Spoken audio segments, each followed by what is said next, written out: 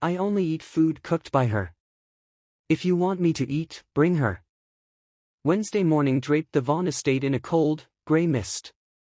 The wind from Santa Barbara's coast slid past thick glass windows but failed to warm the cavernous kitchen, where beautifully plated meals still sat untouched on the marble counter. A young nurse sighed for the third time that morning as she watched little Emma sit with her back to the room, staring out the window, refusing to lift a spoon. I tried the Japanese place. French, too, last night, Richard said sharply into his phone. Call the Italian one next.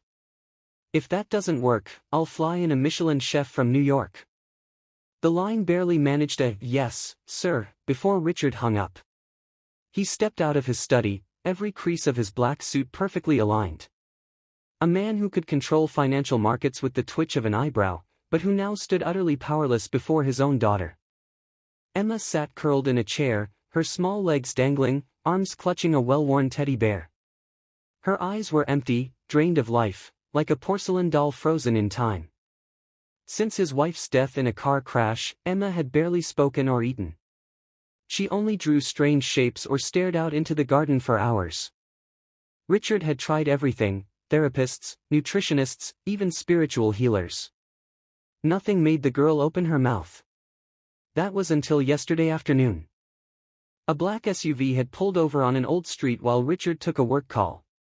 While he waited, Emma pointed quietly toward a shabby diner across the street, seemingly entranced by a drifting aroma in the breeze. The place looked like it hadn't been cleaned in years. Still, within minutes of being served a bowl of chicken porridge, Emma picked up a spoon and ate. Calmly. Deliberately. No one said a word. They all froze. Richard watched his daughter, whom he had nearly given up on, devour the meal as if reclaiming something sacred. Today, he sent someone back to that diner. Emma watched the car silently. When will she come? She asked, her first words in weeks. Richard froze. You want to see that girl again? Emma nodded, then turned back to the untouched plate of cold steak. What's her name? He asked. Emma didn't speak. Instead, she picked up a crayon and wrote one word on a piece of paper: Maya. That was all Richard needed. He ordered a full background search on every worker at the diner. Maya, age 20, no college degree, no assets, living with a sick mother in a rundown apartment on the city's south side. Nothing notable in her file, except one odd comment from the manager: her food always sells out first, though no one remembers her face. Emma slowly lifted her spoon, taking a tiny bite from the leftover porridge, as if savoring the memory of something tender. Richard saw it, a fragile light flickering inside a child who had nearly lost her soul. And that light had come from a stranger. He walked over and sat beside his daughter. Are you sure you'll only eat if it's her cooking? Emma didn't answer immediately. She turned, lifting her eyes. For the first time in weeks, her gaze had purpose. A soft but unwavering resolve, as if even she didn't know why, but she trusted Maya. I only eat food cooked by her. If you want me to eat, bring her. She said. You're just pretending to care about your daughter's health. The little diner tucked away at the end of Oakland Street felt slower than usual that morning. Maya was busy slicing carrots, each piece falling thin and even onto the cutting board. The faint aroma of simmering broth filled the back kitchen, comforting everyone, except her. Hey, girl, called out Joe, the elderly owner, from the back office. Someone's here to see you. Maya wiped her hands on her apron and stepped out front. A sharply dressed man stood by the counter, holding an envelope.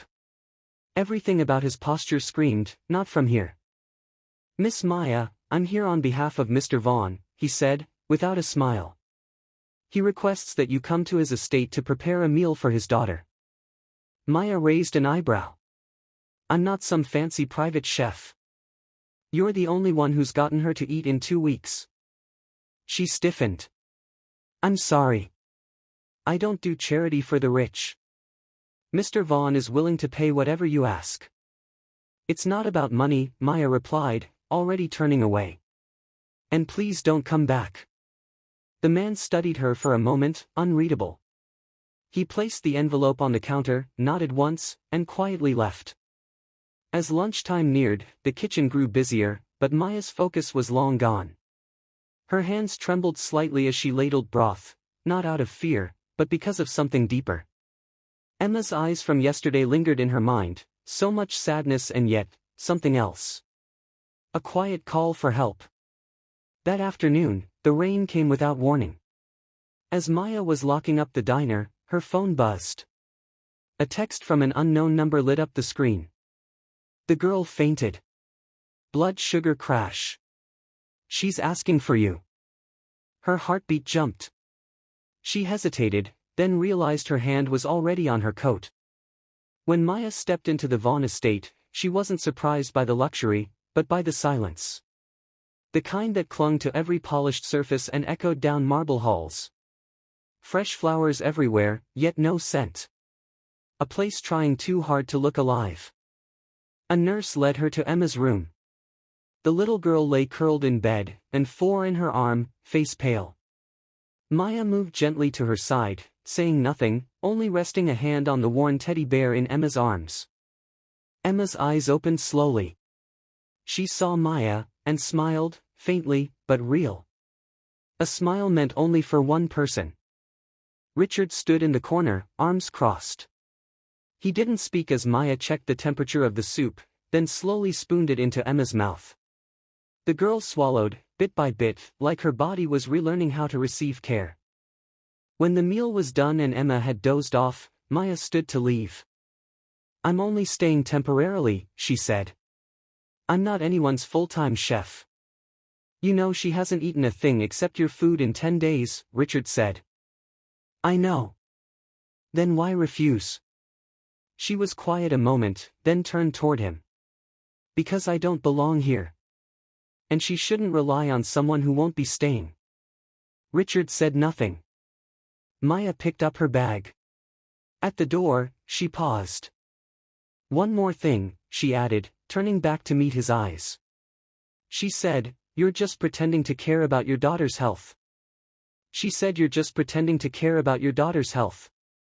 You're not just a cook, are you?" The grandfather clock in the Vaughn household chimed 6. Soft morning light filtered through the wide kitchen windows, painting the room in gentle gold. Maya stood at the counter, dicing onions with steady hands, as if her rhythm alone was what kept the silence from settling too heavily. She hadn't left after all. After feeding Emma the night before, the girl had whispered something, so small, so soft, that Maya couldn't bring herself to walk away. She spent the night in the guest room, lying awake in a bed far too big, far too white, listening to the sound of someone else's house breathing. The morning began with a kind of hush. No one gave her orders. No one stopped her as she opened the fridge, scanned ingredients, and began making a simple breakfast: buttered toast, soft eggs, and vegetable soup. Emma arrived early, not carried by a nurse this time. She came barefoot, hair tangled, but there was a flicker in her eyes as she breathed in the smell of hot butter. Maya smiled and pulled out a chair. Emma didn't speak, just sat and nodded as the plate was placed in front of her. Richard watched the scene from the monitor in his study. His brows furrowed, not from anger, but from a sense of losing control. His house had always run on schedule. But this girl, she disrupted that without asking. That afternoon, Maya and Emma went to the garden behind the estate. The child brought her sketchpad. Maya sat beside her, sipping tea in silence. Emma began drawing the orange tree by the fence, then slowly shifted to sketch a woman in an apron. "Is that me?" Maya asked. Emma nodded. Then added another small figure beside her, herself, smiling. Maya froze for a moment, startled by the accuracy, the feeling in it. This wasn't a child's doodle. It was a small confession. One Maya hadn't realized she needed to hear: "You matter to someone." That evening, Maya served fish porridge. She knew Emma didn't like fish, but she wanted to test something, to see if the child's recovery extended to more than just one flavor. Emma ate. Slowly, but surely. Richard entered the kitchen just as Maya was washing dishes. "You're here for money, aren't you?" he asked. She didn't turn around. No. Pity? No. Then why? She dried her hands and faced him. I don't know. Maybe, because she needs someone. And I still know how to stay. Richard crossed his arms, eyes narrowing. You're not just a cook. What am I, then? Maya asked. He didn't answer. The next morning, while Maya taught Emma how to make cookies, something unexpected happened. Emma looked up and said, "My mom used to make these too." Maya paused. Did she teach you how to roll the dough? No, she just smiled. Like you. Richard stood just outside the door, hearing everything. That night, he called Maya out to the garden. They stood beneath soft golden lights, cool wind brushing past. You cook. You teach her to draw. You tell her stories. She laughs when you enter the room, he said slowly. You want me to apologize? No. I want to know. He took a step closer, gaze steady, not angry, just searching. You're not just a cook, are you? If she enters this competition, she could save her mother. A soft drizzle blanketed the city's southern edge, soaking the cracked sidewalks and rusted gutters. Maya stepped off the bus, tugging her coat tight, and turned down a narrow alley leading to a weather department building. The air carried a sharp scent of antiseptic and old mildew, thick with the sadness of worn-down hope. Apartment 14 had its door cracked open. Inside, an older woman lay on her side, frail and barely moving. Maya sat at the edge of the bed and gently held her mother's trembling hand. Mom, I can't stay long, she whispered. I made breakfast for Emma before coming here. Dolores opened her eyes and managed a tired smile. That little girl, she's eating again. Maya nodded. I think I'm helping her. At least, for now. Her mother squeezed her hand. Then you're doing the right thing. Maya didn't answer. Her eyes drifted to the envelope on the table, a hospital bill, highlighting the urgent need for heart surgery. The number printed at the bottom was enough to crush her lungs. She had been avoiding it, but every road, every late night, every ache led back to this reality: she needed money, and fast. Later that day, Maya took Emma out for a walk through a quiet market strip. It was the little girl's idea. She wanted to buy something nice for Maya, with 3 crumpled dollar bills she had secretly saved. They stopped at a bus stop, and on the bulletin board was a bright poster that caught Maya's attention. California Culinary Stars, $75,000 grand prize plus business sponsorship. Her eyes scanned the details: entry dates, rules, number of competitors. Emma noticed Maya staring. You know how to cook, she said. Maya smiled faintly. Knowing how to cook isn't the same as knowing how to win. But if you win, your mom can get better, right? Maya froze. That sentence, spoken by a 6-year-old, cut through her hesitation like a blade of truth. She had been surviving. But maybe she could fight. Back home, Maya sat quietly in the kitchen, clutching a faded photo of her and her mother in front of their old food cart, the dream they once had of opening their own place, long before sickness and fear took over. Footsteps broke the silence. Richard entered, holding 2 cups of tea. He noticed the poster on the counter. You planning to enter? I don't know. If I do, I'll have to leave here. He nodded. You'll need time to prepare. No one else can look after Emma the way you do. That's exactly why I'm hesitating, she admitted. They sat quietly for a moment. Then Richard placed one of the cups on the table beside her. His voice was even. If you need to enter, I'll sponsor you. Cover all expenses. Maya blinked. Why? Because if you win, you'll save someone important. And if you lose, at least I won't have to wonder if I stood in the way. His eyes lingered on the photo in her hand. If she enters this competition, she could save her mother. She's not your real daughter. The culinary competition arena glowed under dazzling lights. A giant banner reading, California Culinary Stars, semi-final hung over the main stage.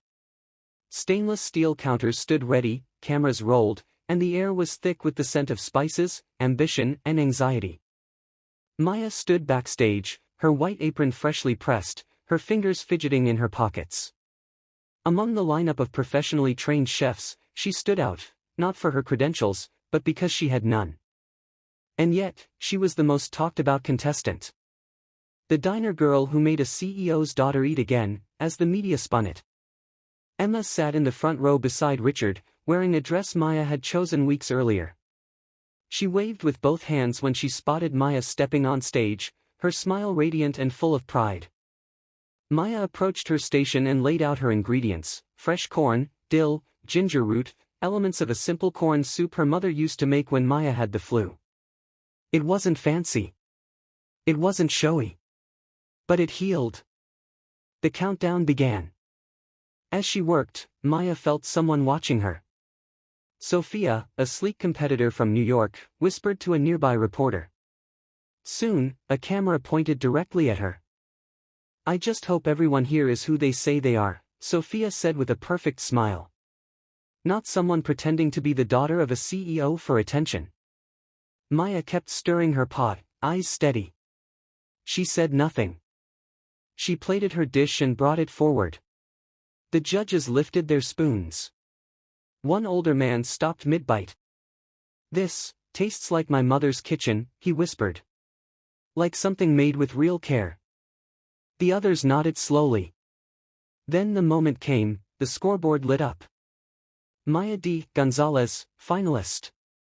The audience erupted in applause. Emma leapt from her seat. Richard stood, hands slowly coming together in a rare gesture of approval. Then, chaos. Breaking news, the MC's voice rang out. A contestant has been identified in connection with a past academic fraud case involving false identity. Sophia walked onto the stage, holding a printed news article.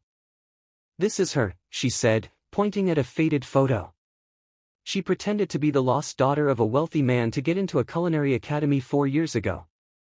Gasps rippled through the crowd. Maya stood still.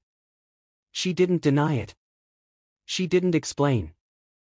She just looked at Emma, whose joy was now twisted into confusion and fear. Richard froze, eyes locked on Maya, not in anger, but in pain. The questions racing through his mind weren't about the article.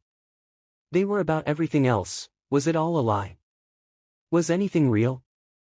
Maya quietly untied her apron. She stepped down from the stage without a word, swallowed whole by the silence. "She's not your real daughter. Even if you're not my daughter, you healed her." The Vaughn mansion had gone quiet again, but this time, it felt heavier. The congratulatory flower arrangements were taken down barely a day after they were put up. Emma sat curled on her window seat, refusing to eat, her teddy bear gripped tightly in her arms. She hadn't spoken since Maya left. Richard had read the old newspaper article 3 times. The grainy photos, Maya at 16, standing beside a man claiming to be her father, were now plastered across media outlets, accompanied by a flood of commentary. But what haunted Richard wasn't the scandal. It was the echo in his own chest. If that part wasn't true, does that mean the rest wasn't either? That morning, he stepped into the kitchen, something he hadn't done since Maya left. The pots were cold, the knives untouched. There was no smell of ginger, no quiet humming. Just the vastness of a house missing its warmth. "She's not eating again," the nurse reported. "She keeps asking if Maya's coming back." Richard wanted to say she wasn't. But the words lodged in his throat. Instead, he nodded, then walked out the front door without another word. At the city bus stop near the old neighborhood, Maya sat alone. A small suitcase rested by her feet. The drizzle misted her hair and coat, her face pale, unreadable. She wore the same coat she used to serve soup in, no longer a chef, no longer someone special. A gray car pulled up across the street. Richard stepped out, holding nothing but a neatly folded letter. He walked toward her slowly. "I didn't think you'd leave without saying goodbye," he said. Maya looked up. "I didn't want to make things worse." You think you made things worse? He asked, voice even, but full of something heavy. I don't know who I am in your world, she said softly. I just know that when I stood on that stage, everything I tried to bury came back to hurt the one person I never meant to harm. Richard handed her the letter. She wrote to you. Maya unfolded the note. It was written in pencil, words slanted and smudged. Don't go, Maya. You don't need to be anybody else. Just be you. A tear slid down her cheek before she realized it. She covered her mouth, stifling a sob. I thought I came here to save my mom, Maya whispered. But it was Emma who made me feel alive again. Richard nodded. His voice was quieter now. You know. Emma used to believe no one could make her smile again. Not even me. Then you came, with a bowl of soup, and a bedtime story, and a quiet presence. He looked at her, not as a man betrayed, but as a father grasping for something real. Even if you're not my daughter, you healed her. I don't need DNA to know who my daughter is. The final night of the cooking competition lit up Santa Monica's waterfront like a constellation of culinary dreams. Golden spotlights danced across the main stage. A quiet tension thrummed through the room, not just from ambition, but from something personal. Everyone waited to see if she would return. Few believed Maya would show up. The scandal had exploded. The headlines still burned. But just that morning, the event coordinator received a call. I'm coming back. And this time, I'm cooking for the reason I started in the first place. A silver car pulled up to the red carpet. Maya stepped out, no glam squad, no camera crew. Just her. In her hands, a small wooden box of ingredients, hand-prepped in her mother's apartment kitchen. Emma was already seated in the front row, wearing the same blue dress Maya had once picked out for her. Richard sat beside her, tense but hopeful. Something in his posture had changed. Not watchful, not judgmental, waiting. Maya's name echoed through the auditorium. She stepped onto the stage with quiet confidence. Her final dish, sticky rice porridge with grilled ginger chicken, a refined twist on the first meal that had brought Emma back to life. The judges blinked at the simplicity. No foie gras. No truffle foam, one joked. No, Maya answered calmly. Because this is the only dish that ever made a little girl smile again. No one laughed. A judge took a bite, and paused. He closed his eyes, and for a moment, it seemed he'd traveled back to a memory too tender to speak aloud. It's warm, he finally said. And sad. But it ends soft. The round ended. Maya stepped down from the stage and returned to Emma. The little girl held out a drawing, Maya, Richard, and Emma, standing in a cozy kitchen, smiling together. Maya knelt, and Emma threw her arms around her neck. In that instant, Maya knew, this, right here, was the family she'd never dared to imagine. The host's voice boomed from the speakers. Before we announce the winner, we'd like to invite Mr. Vaughn to the stage. Richard stood. He walked up under the lights, applause fading into silence. People keep asking me, he said, eyes on Maya, why would I defend someone who isn't really my daughter? He took a slow breath. I used to think DNA made a family. But someone came into our lives, gave my child her laughter back, gave me something to believe in again, and that doesn't require a blood test. I don't need DNA to know who my daughter is. You married the girl who saved your daughter's life? Afternoon light poured through the wide kitchen windows of a new home, not a mansion, not marble, not chandeliers, but filled with the scent of browning butter, the sound of laughter, and the kind of comfort that makes you forget your shoes at the door. Maya stood at the counter with Emma, cutting cookie dough with heart-shaped molds. Richard, apron slightly crooked, was frowning into a pot of soup, trying his best to recreate the dish that had once changed everything. Dad, don't forget the ginger, Emma chimed. I've got it, he replied, a little defensively. I'm not turning this into chicken water again. Maya laughed. That's what you said last time. The doorbell rang. Emma ran to open it. A woman stepped in, silver-haired, clipboard in hand, tailored blouse, the host of a popular reality show. "We're so excited to film the follow-up," she said.